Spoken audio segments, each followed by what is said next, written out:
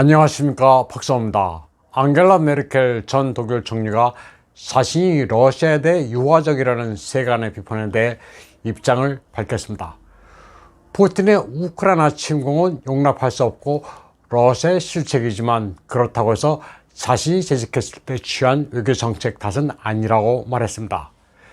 그녀는 러시아, 우크라이나와 관련된 자신의 정치적 유산을 변호했습니다.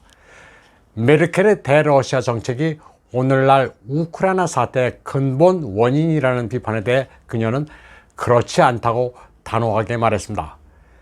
메르켈은 자신의 16년 독일 통치기간 동안 푸틴을 대하는 데 있어서 나이브한 적은 없었다고 말했습니다. 앙겔라 메르켈은 독일이 아니었다면 러시아는 지금보다 더 이른 시기에 우크라이나를 침공했을 것이라고 말했습니다.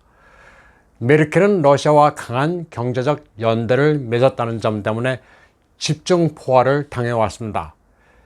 그녀를 비판하는 이들은 메르켈이 모스크바에 대해 소프트 슈 어프로치를 취했다고 흔히 말하고 있습니다. 메르켈의 독일은 2008년에 우크라이나와 조지아의 나토 가입을 비토한 바 있습니다. 우크라이나의 젤렌스키는 이를 두고 메르켈이 잘못 판단한 것이라고 비판했었습니다. 그러나 메르켈은 2008년 당시 우크라이나는 부패 문제에 시달렸으며 안정적인 민주정부를 가지지 못한 상태였다고 설명했습니다.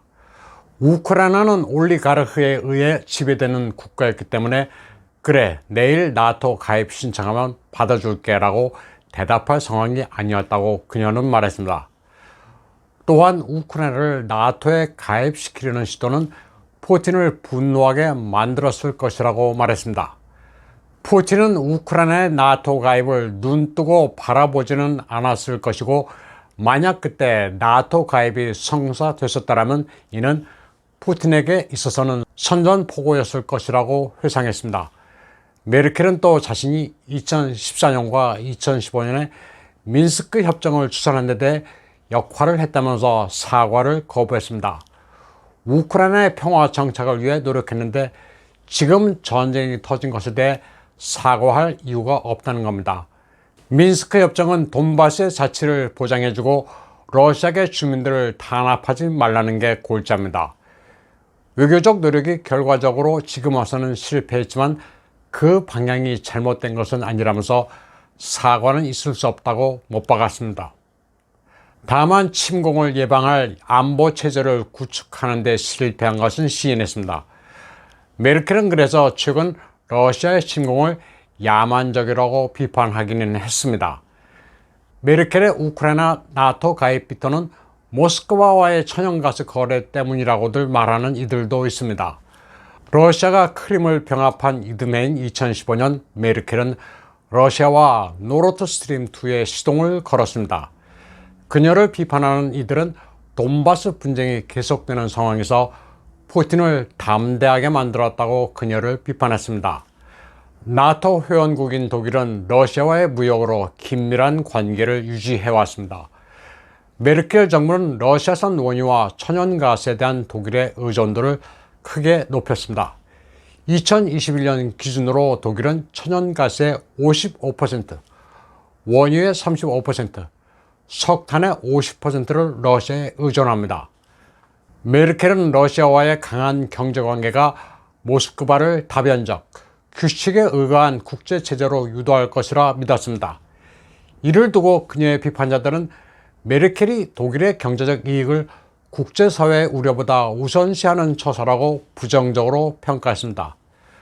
그리고 독일의 대러시아 의존도가 서구의 제재에 직면한 러시아로 하여금 더욱 자신감을 갖도록 만들었다고 여기고 있습니다.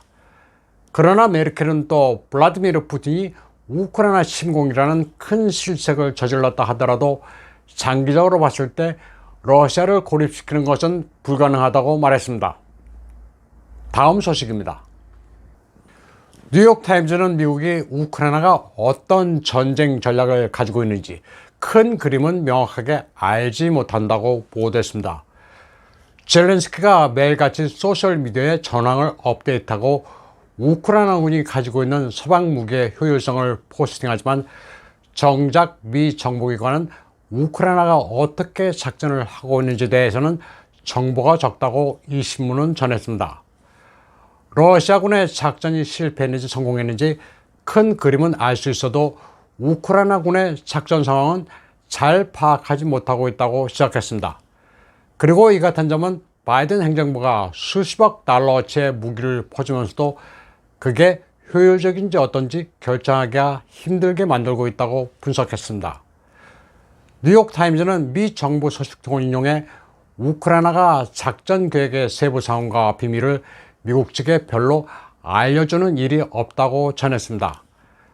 뉴욕타임즈는 전직 고위 정보관 베스 세너를 인용해 우크라이나군의 병력과 장비 손실이 얼마나 되는지 아무도 모르고 있다고 보도했습니다. 베스 세너는 우크라이나군의 전력과 현지 상황도 온전하게 파악하지 못한 상태에서 바이든 행정부는 다연장 로켓 같은 새로운 무기를 보내주려 한다고 비판했습니다. 뉴욕타임즈는 또 우크라이나가 러시아에 빼앗긴 영토를 수복하는 것에 대해 유럽 국가들은 불가능하거나 굉장히 어려울 것으로 보고 있는데도 미 정보기관은 덜 비관적이라고 말했습니다.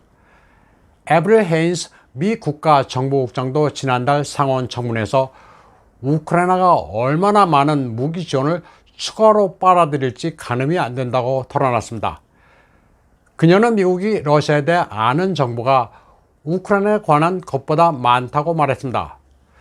뉴욕타임즈는 젤렌스키가 돈바스에서 어떤 스탠스를 취할지가 핵심이라면서 병력을 철수시키는 것, 그리고 러시아군에 포위당하는 위험을 감내하는 것의 선택에 놓여 있다고 보도했습니다. 젤렌스키는 최근 동부 전선을 시찰하고는 세베로도네츠크의 상황이 극도로 어렵고 매일 100명의 전사가 발생하고 있다고 말했습니다. 콜롬비아 대학의 스테판 미들 교수는 아마도 덫에 걸린 모양이 된 돈바스의 우크라이나군 철수 여부에 대해 우크라이나 내부에서 토론이 진행되고 있을 것이라고 말했습니다. 그는 미국이 위성으로 전장을 감시하고 있지만 구름이 끼는 날에는 한계가 있다고도 했습니다. 또 마크 밀리 합참의장이나 로이드 오스틴 국방부장과의 대화에서도 우크라이나 측은 그들의 전략적 목표만 이야기할 뿐 상세한 작전 계획은 말하지 않는다고 분석했습니다. 이처럼 비밀을 유지하는 우크라이나 당국의 태도 때문에 미국의 군과 정부 관리들은 다른 나라로부터 귀동냥을 하거나 젤렌스키가 공식 성명을 발표하고서야 아는 경우가 많다고 뉴욕타임스는 전했습니다.